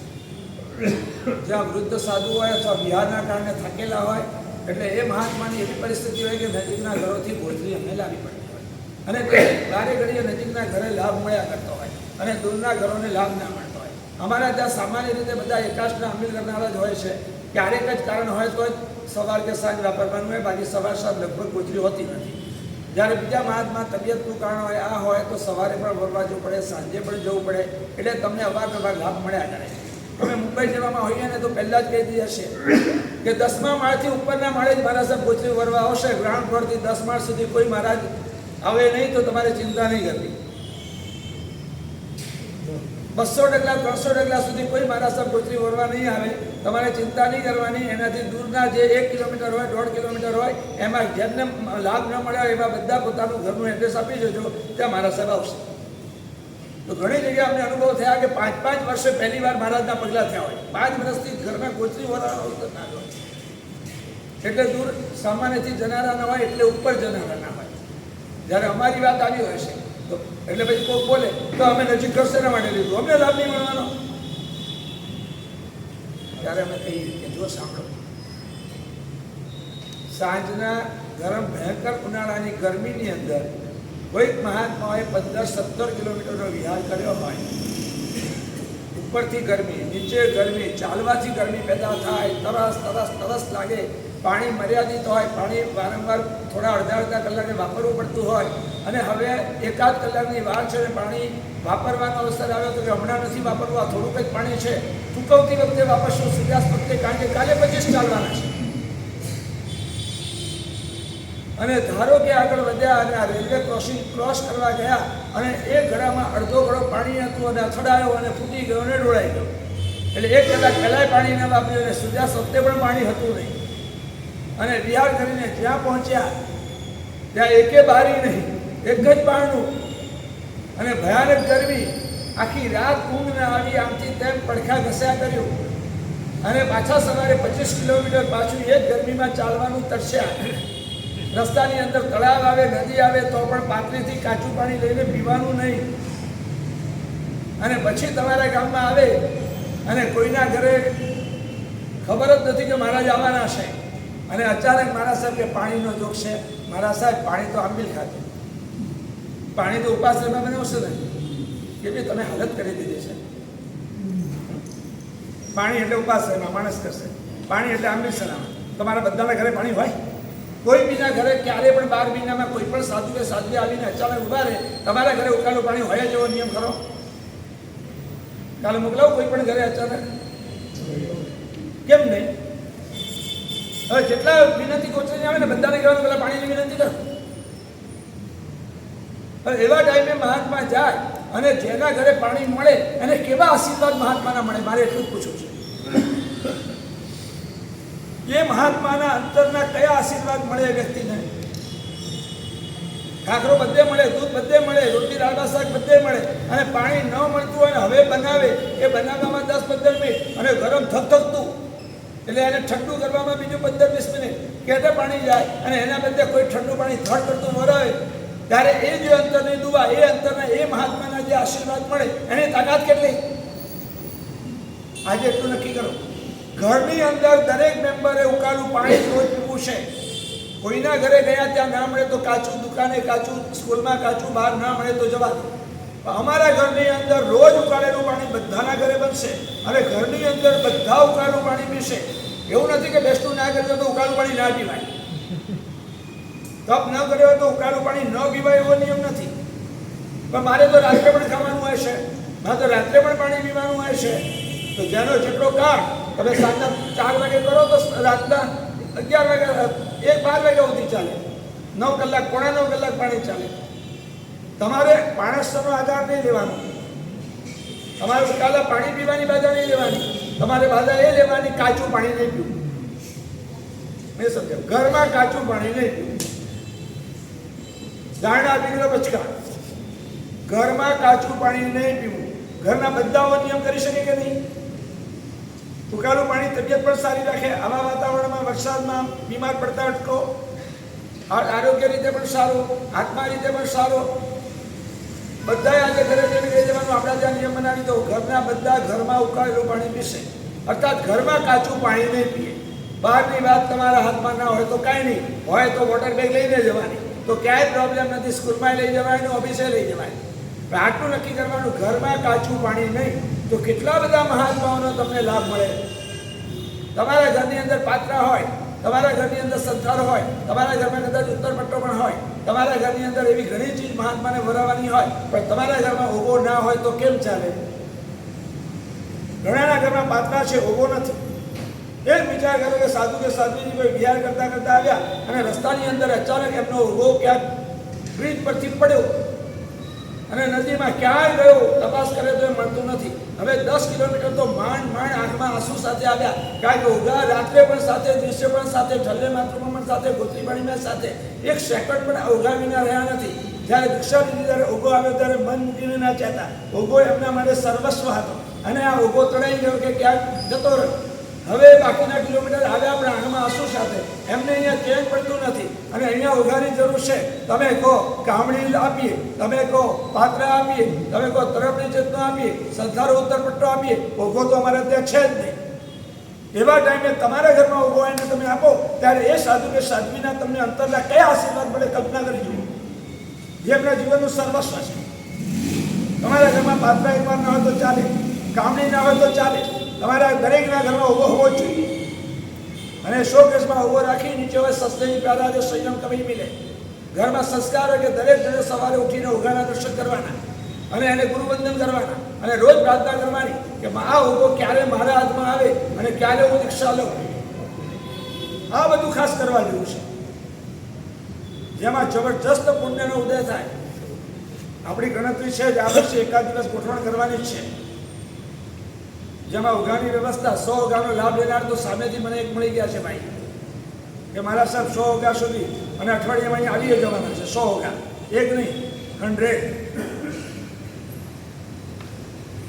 આવા થોડા વિચારધારામાં તમે આગળ વધો કે આવો પુણ્યશાળી હું ક્યારે બનું, હું તો દીક્ષા લઈશ કે નહીં લઉં કોને ખબર, પણ કદાચ આ ઉઘાને જોતા જોતા વિધર્મી તમારા ઘરે આવ્યો, ઉઘરાણી વગેરે માટે કોઈ અન્ય ધર્મી આવ્યો, કોઈ આજુબાજુ રમતા કોઈ છોકરાઓ આવ્યા, અને આ તમારા શોકેશમાં રહેલા ઉઘા તરફ એની નજર ગઈ કે જૈન સાધુને જોયા નથી, એને કોઈ દિવસ ઉપાસનામાં નથી આવ્યો, જૈન ધર્મની કોઈ એને ખબર નથી, આ ક્યાંક જોયું છે, આ ક્યાંક જોયું છે, આ ક્યાંક જોયું છે, વિચાર કરતા કરતા કદાચ એને જાતિસ્પદ જ્ઞાન થાય અને એને ખબર પડે કે પૂર્વભાવમાં આવી મેં દીક્ષા લીધેલી પણ એમાં ભૂલ કરી દીધી, એના કારણે મારો આ અવતાર થયો અને એનાથી એ કદાચ દીક્ષાના માર્ગે તમારા ઘરના ઓગાને જોઈને બની શકે. આ ચાન્સ ઉભા છે, એને તાકાત ઘણી બધી છે. થોડાક આવા પાયાના જીવનના ચેન્જીસ લાવો. અહીંયામાં ઓઘો બધાને આવશે જો ઘરની અંદર ઓઘાના રોજ દર્શન કરવાના ચાલુ હશે. હોઠ પર આ ઓઘો લેવાના શબ્દો હશે તો કાલે હાથમાં પણ ઓઘો આવીને ઊભો રહેશે. વાત એ હતી કે ઘરમાં કાચું પાણી નહીં, ઘરમાં રોજ ઓઘાના દર્શન અમારા જીવનમાં આ જોઈએ. અહીંયા ભરત ચક્રવર્તીએ વિનંતી કરી કે આ 500 ગાડા ભરી અને રસવતી એટલે કે સુંદર સામગ્રી આવી છે, મહાત્માઓનો સુપાત્રદાનનો મને લાભ મળે તો સારો. અને અહીંયા સમાચાર મળ્યા કે રાજપિંડ છે, સામે આવેલું છે અને એમના માટે બનાવેલું છે, નહીં ચાલે. મેં તમને કહેલું કે વરસાદ આવતો હોય, અમારી એટલી અનુકૂળતા ન હોય અને અમારે વરવાની જરૂરત પડે એવા ટાઈમે નજીકવાળાને લાભ મળે. જ્યારે જરૂર હોય ત્યારે લાભ મળે ને એ વિશિષ્ટ કહેવાય. ઓઘાની જરૂર હોય ને આપે ત્યારે વિશિષ્ટ લાભ, પાણીની જરૂર હોય ને વરાવે ત્યારે એના પુણ્ય કેવું. એમ જ્યારે નજીકના એવા ટાઈમે નજીકના ઘરમાં મહાત્મા કેમ જાય અને તમને કેમ અહીંયા ન બોલાવે, તમને કેમ સામે આવવાની અમે ના પાડીએ. જો અમારે કેટલા સાધુને કોને એકાશનું છે, કોને બેસનું છે, કોને આંબીલ છે, કોને ઉપવાસ છે તમને ખબર નથી. નંબર 1, અમારામાંથી કોનો કેટલો ખોરાક છે કે શું એને અનુકૂળ છે, પ્રતિકૂળ છે, કઈ બાધા છે, કઈ બાધા નથી એ તમને ખબર નથી. નંબર 2, એટલે તમે તો ભક્તિભાવથી લાવવાના. 5 ઘરેથી આવે, 15 ઘરેથી આવે ને 25 ઘરેથી પણ આવે, જેના ભાવ એ બધા લઈને આવતા હોય. એટલે જરૂર વિનાનું જેટલું વધારે અહીં આવે, જેટલા લોકો આવે, ક્યાંથી આવવાના? પાણીમાં આવવાના, વરસાદમાં આવવાના, કોઈ ગાડીમાં પણ આવે, કોઈ 2 વ્હીલરમાં આવે, કોઈ 4 વ્હીલરમાં પણ આવે, કોઈ છત્રી ઓઢીને પણ આવે, કોઈ રેનકોટ પહેરીને પણ આવે, પાણીની અંદરથી પગ ચલાવીને આવે, કોઈ દૂરથી પણ આવે, કોઈ નજીકથી પણ આવે. કેટલી વિરાધના અમારા નિમિત્તે છે, કાઉન્ટિંગ કરો તો. બધી નિમિત્ત તો અમે જ બન્યા ને. એના બદલે અમારે જરૂર હોય એવા અમે નજીકના 2 ઘર કે 4 ઘર જઈ આવીએ તો કામળી ઓઢીને જઈએ. ભગવાને અમને કહ્યું છે કે એવા આછા વરસાદમાં જરૂર પડે તો કામળી ઓઢીને તમે જઈ શકો છો. એટલે અમે વરસાદમાં ન જઈ શકીએ એવો એકાંત અમારા ધ્યાન નથી. એટલે કામળી ઓઢીને અમે આવ્યા તો હવે અમે જૈનાપૂર્વક જઈશું. પાણી ભરેલું હશે તો એક પગ ઊંચો કરી અહીંયા મૂક્યો, અહીંથી ઊંચો કર્યો ને તમે તો ઘસરતા ઘસરતા પણ જાઓ ને આવો. તમારી ગાડી તો 4 વ્હીલર કેટલું પાણી ઉડાડતી જાય, 2 વ્હીલર કેટલું ઉડાડીને જાય.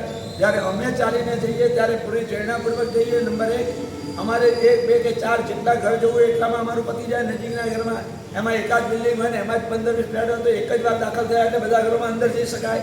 એટલે પછી વરસાદની વિરાધના ના નડે. કેટલી બધી વિરાધના ઓછી થઈ. અમારે જેટલું જોઈએ એટલું જે જોઈએ તે પ્રમાણે જ અમે લઈને આવી જઈએ તો વિરાધના કેમ ઓછી થાય? વરસાદમાં અમે તમારા ત્યાં આવીએ તો કે તમે અહીંયા લઈને આવો તો સમજાયું કંઈ? આ અમારું ગણિત છે. હા, પણ મારા સાહેબ પછી તમે તો એટલા હોશિયાર ને કે આ ગ્રુપો બનાવી દીધા છે, સોડાના ડેલાનું ગ્રુપ. ઓ મારા સાહેબ છે ને કદાચ મોડા આવશે, હો વરસાદ આવે છે, જરા બધા તૈયારી રાખજો. આવ્યો તો મેસેજ કાલે કદાચ. આ શું આવો મેસેજ મોકલવાનો નહીં. હા, આવી રીતે બધું રાખીને મૂકવાનું મારા સાહેબ. ના ના, એના માટે બનાવવાનું નહીં. જો હું સમજુ છું તમે આ કેમ મેસેજ મોકલો. આ વખત નહીં કરતા, પછી આગળ પાછળ તમારું જાણો. આ વખત પૂરતું કમસે કમ અમારે નિર્દોષ વાપરવું હોય તો અમને વાપરવાનું, તો વધારે તમને પુણ્ય બંધાશે, વધારે લાભ મળશે. કોઈ ચિંતા નહીં કરવાની. મહાત્મા 2 વાગે આવે, 2:30 વાગે આવે, 3 વાગે આવે, વરસાદ બંધ થતો ક્યારેક 4 વાગે આવે, 4:30 વાગે આવે તો તમને શું થાય? અચાનક મહાત્મા આવ્યા. હવે અમારી અડધી વાટકી દાળ પડી છે, અડધી વાટકી જેટલું શાક પડ્યું છે, 2 જ રોટલી છે અને અચાનક મહારાજ આવી ગયા. અમને સંકોચ થાય. અમને શરમ આવે કે છે નહીં, મારા સામે શું વરાવું, આટલું જ વરાવવાનું. એક તો વરસાદ છે, તમારા ભક્તિ નામ છે, તમારા હૈયાના ભાવ ઉત્તમ છે, કે એક તો વરસાદ છે. અને અમારા ત્યાં હવે કેટલું હોય, રોજ હવે બધું બધા જમી લીધા ભાઈ 2:30 વાગે કેટલું હોય, 3 વાગે કેટલું હોય, 3:30 કેટલું હોય, અડધી વાટકી જેટલી દાળ હોય, એકાદ 2 ચમચા જેટલું શાક પડી હોય, 2-3 રોટલી વધી હોય, એટલું જ હોય ને. કોઈના ત્યાં ભાત આટલા થોડા 1 ચમચો ભાત હોય. હવે મારા સામે વરાવું શું ભાત આવે તો પહેલાં તો આમ ઘાસકો પડે. 3 વાગે મારા સામે 3:30 આવે, 4 વાગે આવ્યા, ફેરફાર તો આમ અવાચક બની જાય, નિર્ગુણ બની જાય બહેનો. કારણ કે આપણી ભાવના ઉત્તમ, સારામાં સારો લાભ લેવાની, અને અમે વરાવી ન શકતા એનું દુઃખ. એ બધા કાન ખોલીને સાંભળી લો. આવા ટાઈમે હું તમને અમારે શીખવાડવું પડશે ને, અમારા આચાર, બીજું તો કોણ શીખવાડશે?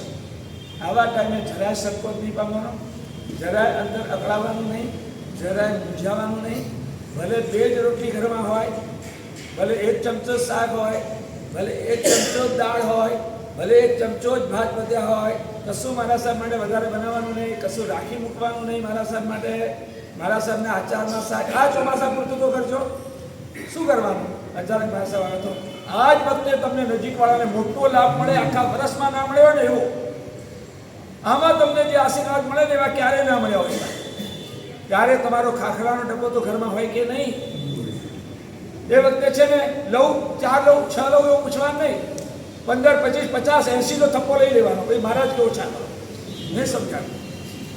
એ ટાઈમે 2 ઘરમાં કે 3 ઘરમાં કે 1 જ ઘરમાં મારા જ આખી ગોચરી બતાવી દેવાના હોય. કારણ કે વરસાદ પાછો આવી જશે, પહેલાં પહોંચી જવું હોય, એમને ઉતાવળ હોય.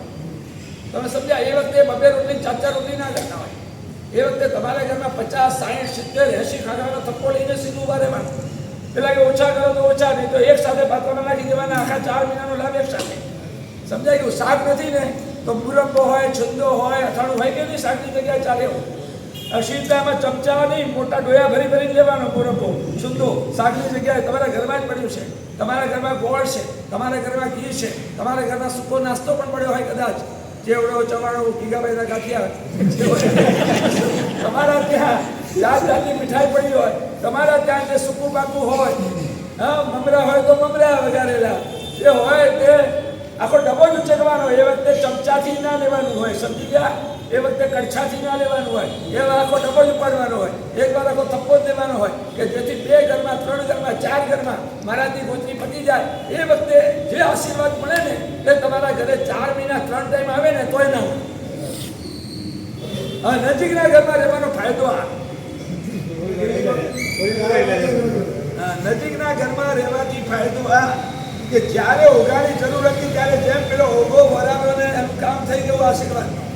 જેવી રીતે ઉકાળું પાણી જોવાનો અવસર આવ્યો ને એના ઘરે પાણી મળ્યું ને અંતરની દુઆ મળી, એમાં વરસાદના કારણે ગોચરીની પૂરી જરૂર હતી અને તમારા જ 2 ઘરમાં પૂરી ગોચરી મારા સાહેબની થઈ. તો એ વખતે જે તમને મળે ને આશીર્વાદ એ વિશિષ્ટ હોય. અને સામાન્યથી એ વખતે મહાત્માને કોઈ બાધા ગણાય નહીં કે રોટલી જોઈએ છે.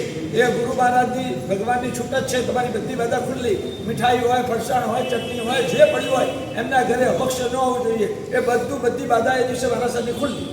આંબી કરું આંબી હોય તો આંબી ખુલ્લું ના થઈ જાય. નિર્દોષ હોવું જોઈએ. તો બોલો એ ટાઈમે તમને કેટલો મોટો લાભ મળી જાય. હવે આ ચોમાસા માટે તો તમે સમજી ગયા. સામેથી બોલાવવા માટે આવતા નહીં અને સામેથી મેસેજ મોકલી અને રાખવાનું ને બનાવવાનું કહેતા નહીં. સહજ રીતે તમારા ઘરમાં જે હોય તે બોલવાનું. પણ મારા સાહેબ પછી આંબીલવાળા મહારાજ હોય અને પછી શું થાય? તો તમારી પાસે જો શ્રાવક એને કહેવાય કે જે આંબીલની અનુમોદના કરતો જ હોય. પોતાનાથી આંબીલ ન થઈ શકતું હોય તો ઘરની અંદર એવો નિયમ જ હોય કે બધાએ 1 રોટલી ઘી ચોપડ્યા વિના પહેલા વાપરવી. હવે દરેક ઘરની અંદર તમારા ત્યાં 5 જણ, 6 જણ, 8 જણ તો છે. કેટલા ઘરમાં તો 10 ને 12 જણા છે તમારા ત્યાં. બહુ ઓછા ઘર છે કે જ્યાં 2 જ રહેતા હોય ત્યાં. બાકી તો તમારા ઘર હજી ભરેલું છે. 4 જણ, 6 જણ, 8 જણ, 10 જણ. તો બધા ઘરની અંદર નક્કી હોય તો 4 રોટલી 6 રોટલી ઘી ચોપડ્યા વિનાની હોય જ. હવે પછી જરૂર પડે મહારાજ ન આવે તો ચોપડી દેવાની, ન હોય અને તમારી બી જરૂર ના હોય તો તમારા માટે શીખી દેવાની. ખાખરા તો ખાવ છો કે નહીં? નથી ખાતા ખાખરા? હવે જે તમારી ચોપડેલી હોય મારા સાહેબ ચોપડ્યા વિનાની હોય, તમારા બધા માટે પણ તમે રાખી હોય, 2-4 વધારે પણ બનતી હોય, હવે તમે શીખી દીધી હોય તો એવા શેકેલી પડી હોય એમને તો આવા ટાઈમે એ ખાખરા પણ મારા સામે આંબીમાં તો ચાલે કે ના ચાલે? તમારા ઘરે રહેલા, તમારા ઘરે વઘાર્યા વિનાના મમરા એક સાથે લાવેલા હોય તો મમરા તો ચાલે કે ના ચાલે? તમારા ઘરની અંદર ચણા રાખેલા હોય તો ચણા ચાલે કે ના ચાલે? આવું બધું તો ઘણું બધું તમારે ત્યાં હોય છે, નથી હોતું? તમારે ભક્તિ કરવી હોય તો રસ્તા છે, પણ એના માટે વિવેક બુદ્ધિ એ બહુ જરૂરી છે. વિવેકપૂર્વક તમે શ્રેષ્ઠ કોટીની ભક્તિ કરી શકો. તમારા બધાના ઘરોની અંદર એવો નિયમ હોય કે આપણા ઘરે 8, 10, 15 રોટલી રોજ કોરી રાખવાની. ક્યારેક કોઈ મહેમાન આવી જાય, ક્યારેક કોઈ મહાત્મા આવે તો લાભ મળે, આપણને વાપરવા પણ લાભ મળે, અને નહીં હોય તો જ્યારે જરૂર હશે ત્યારે આપણે ચોપડી વાપરી દઈશું. ફેંકી દેવાની વાત નથી.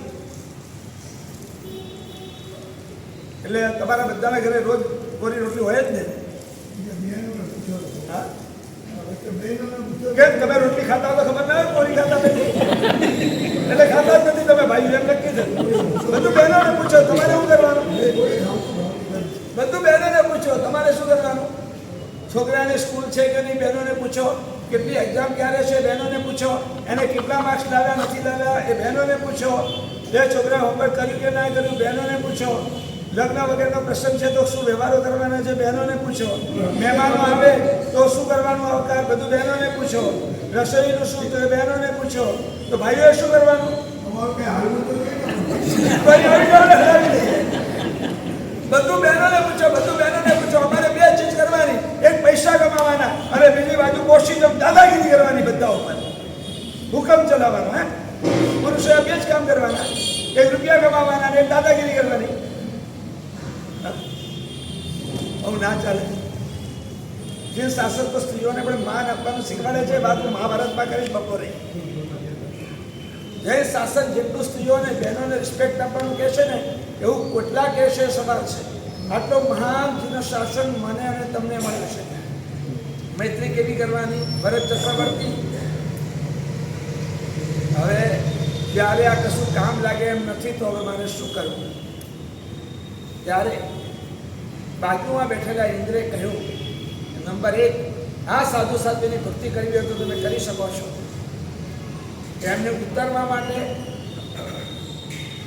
તે મકાનના માલિકની રજા લેવી પડે, એ ગામના સરપંચની રજા લેવી પડે, કે રાજાની લેવી પડે, એમ ચોથા નંબરની અંદર ચક્રવર્તીની લેવી પડે, અને 5મા નંબરમાં ઇન્દ્રની લેવી પડે. આ દક્ષિણ ભરત ક્ષેત્રનો અધિપતિ ઇન્દ્ર છે. તો હું આજે જાહેરમાં રજા આપું છું કે સંપૂર્ણ 24 ભગવાનના શાસનની અંદર જેટલા સાધુ સાધ્વી હોય એને દક્ષિણ આખા ભરત ક્ષેત્રની અંદર જ્યાં વિહાર કરવાને જ્યાં રોકાવું એની રજા આપી દઉં છું. તમે પહેલા ચક્રવર્તી છો, તમે આ મોટો લાભ લઈ શકો સાધુઓની ભક્તિનો, કે આ 6 ખંડનો અધિપતિ હું છું, તો આ 6 ખંડની અંદર ગમે ત્યાં સાધુ સાધ્વી વિચરે, મારી રજા લેવાની જરૂર નથી, હું કાયમ માટે રજા આપી દઉં છું, અવગ રજા. એને લાભ લીધો. પણ મારી આ 500 ગાડા ભરેલી સામગ્રીનું શું કરવાનું? તો કે શ્રાવકોની સાધરિત ભક્તિ. સાધુઓને નહીં ખબર, શ્રાવકોને તો ખપશે આ બધું. કરો સુંદર મજાની આ ગૃહસ્થોની ભક્તિ. અને ભરત ચક્રવર્તીએ આના બોધપાઠથી શું કર્યું ખબર છે તમને? આખી એક ભોજનશાળા જે મોટું સ્થાન બનાવ્યું અને જાહેરાત કરી, કૃષિત્વયાનો વિધાતવ્યા. આ દુનિયામાં જેની પણ ધર્મની આરાધના સાધના કરવાનું લક્ષ્ય હોય એ બધાએ ખેતી બંધ કરી દેવી, ધંધો બંધ કરી દેવો, નોકરી બંધ કરી દેવી. એ બધાએ અહીંયા આ સ્થાનમાં આવીને પ્રતિક્રમણ સામાયિક અને સ્વાધ્યાય કરવા. એના આખા પરિવારને 3 ટાઈમ જમવાનું અહીંયા, બધા અહીંયા જમવાનું કાયમ માટે. અને જે જોડાયા એ બધાને એક કામ સોંપ્યું, તમારે આખો દિવસ સ્વાધ્યાય કરવાનો, આરાધના કરવાની. પણ જ્યારે હું રાજ દરબારમાં દાખલ થતો હોઉં, પધાર રહે હે, મસ્ત મારી એન્ટ્રી થતી હોય અને મારું માથું આમ આકાશમાં ઊંચું આવ્યું હોય, ખભા ઈગોથી આમ ઊંચા થઈ ગયા હોય, 84 લાલ મુકુટ બંધ રાજાઓ મારા ચરણો ચૂમે છે બાપુનો વટ ચક્રવર્તી. અહંકારના નશામાં હો અને મસ્તીથી રાજ દરબારમાં આવતો હોવ ને, ત્યારે તમારે 2 બાજુ ઉભા રહેવાનું મારા પહેલા, અને જોરથી બોલવાનું, જીતો ભવાન વર્ધતે ભીષ તસ્માત મહાનો મહાન મહાન મહાન. તમે બી મોહ રાજાથી હારેલા છો. મોહ રાજાએ તમને જીતી લીધા છે. તમારા માથા ઉપર દિન પ્રતિદિન મોહ રાજા નામના દુશ્મનનો ભય વધી રહ્યો છે. માટે હે રાજન, કોઈને હણશો નહીં, કોઈને હણશો નહીં, કોઈને હણશો નહીં. એટલે મારા જેવો અહંકારી થોડો નીચો થઈ જાય ને શાંત થઈ જાય, આકાશમાં ઉડતો હોય ને એ ધરતી પર આવી. પોતાને સલાહ આપનારા મિત્રો એને આવી રીતે બનાવ્યા, રોજ જમાડીને 3 ટાઈમ. એ સમજણ પડી કે મહાન મહાન મહાન એ લોકોને સ્વાધ્યાય કરવા માટે ભરત ચક્રવર્તીએ ભગવાન ઋષભદેવ પાસેથી જ્ઞાન જે મેળવ્યું એના આધારે 4 વેદની રચના કરી. અને આ 4 વેદ જે અજયનોમાં વેદ કહેવાય છે એની રચના ખરેખર મૂળ રીતે યજુર્વેદ, અથર્વવેદ, ઋજુવેદ વગેરે હોય એની રચના ભરત ચક્રવર્તીએ કરેલી, જેમાં માત્ર જીવદયાની જ વાતો છે. અને એનો સ્વાધ્યાય એ લોકો કરતા હતા. એની ઓળખાણ માટે સોનાના જનોઈ બનાવી. આ બ્રાહ્મણોને જનોઈ ત્યારે આવી છે નિશાની. પાસ આપો ને હમણાં જમવા માટે એમ ત્યાં આ લોકોને સ્વાધ્યાય અને પછી જમવાનું. તો સોનાની જનોઈ એ કેટલીક પેઢી સુધી સોનાની રહી. ત્યાર પછી આ ચાલુ રહ્યું, ચાંદી નહીં થઈ. ત્યાર પછી સૂતર નહીં થઈ, એ સૂતરની હજુ ચાલુ છે. પણ પછી પાછળના ભગવાનના શાસનમાં કેટલાક બ્રાહ્મણોએ આ મહાન મહાન મહાનમાંથી બ્રાહ્મણ શબ્દ આવ્યો. મહાન એ શબ્દ બદલાતા બ્રાહ્મણ શબ્દ આવ્યો. અને એ બ્રાહ્મણોએ પછી અવસર આવ્યો ત્યારે કેટલાક લોકોએ એમાંની કેટલી વસ્તુ નવી ઉમેરી દીધી. અને એની અંદર ગાયનું દાન, પછી હોમ હવન, અશ્વમેધ યજ્ઞ, ઘોડાને તમે અંદર હોમો, ઘેટાને, બકરાને, આ બધું પાછળથી એનું સ્વરૂપ અત્યારે જે છે બદલાઈ ગયું છે. હમણાં 2-3 દિવસ પહેલાં ન્યૂઝપેપરમાં પણ આખું અથર્વવેદની અંદર કેટલું કેટલું બદલાઈ ગયું છે અને કેટલું હતું એ હમણાં આવ્યું હતું 2-3 દિવસ પહેલાં જ પેપરમાં, જો તમે વાંચ્યું હોય તો. અથર્વવેદ મંત્ર અને જાદુ ટોણાનો છે એવી ચારો બાજુ વાયકા થઈ છે. હકીકતમાં એ આવું નહોતું, પણ એની અંદર આવો આવો આવો આવો ફલાણા ફલાણે ઉમેરો કરેલો છે. એ હમણાં છેલ્લા 4-6 દિવસના કોઈ ન્યૂઝપેપરમાં આવેલું છે. ઓરિજિનલ વેદ જુદા હતા, અત્યારે ઉમેરાઈ અને એનું સ્વરૂપ બદલાઈ ગયું એ જુદું છે. આપણી વાત એ છે કે ભરત ચક્રવર્તીએ પણ પોતાના મિત્ર તરીકે આવા શોધ્યા કે જે એને કહી શકે મહાન મહાન મહાન. કોઈ દુઃખને દૂર કરનારા મિત્રો જોઈએ, કોઈ દોષોને, આપણા પાપોથી આપણને બચાવનારા પણ મિત્રો જોઈએ. એવા સારા ખરા કઈ રીતે શોધવાને શું કરવું એના વિષયમાં આપણે આગળ વધીએ છીએ. વચ્ચે ગીત વગેરે એ થોડો બ્રેક. જૈન ધર્મના આવા જીવનબોધક પ્રવચનો સાંભળવા માટે અમારી યુટ્યુબ ચેનલ જૈન પ્રવચનને અત્યારે જ સબસ્ક્રાઇબ કરો. સાથે બેલ આઇકન દબાવવાનું પણ ભૂલતા નહીં, જેથી દરેક નવી વિડીયોનો લાભ તમને સૌથી પહેલા મળી રહે. જય જિનેન્દ્ર.